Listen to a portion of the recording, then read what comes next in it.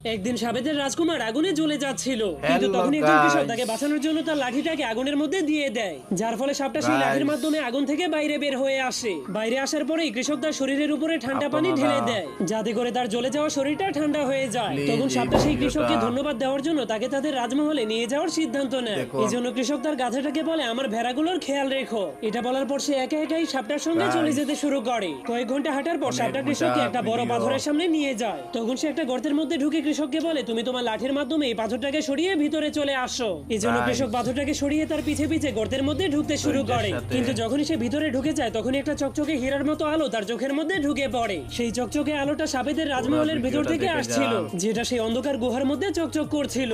এমনকি তাদের রাজমহলের দেয়ালগুলো সোনা এবং রূপার গহনা দিয়ে সাজানো ছিল। তখন Guys, সিংহাসনে বসে আপনারা থাকা সাবেদের রাজা একটা মানুষকে তাদের রাজমহলে দেখে অনেক ভিডিওটা রেগে যায়। কেমন লাগলো? এরপর তার লেজটাকে অনেক জোরে বাড়ি মেরে দেয়, যার কারণে পুরো Please রাজমহলটা comment এ কেঁপে ওঠে। জানাবেন। এই জন্য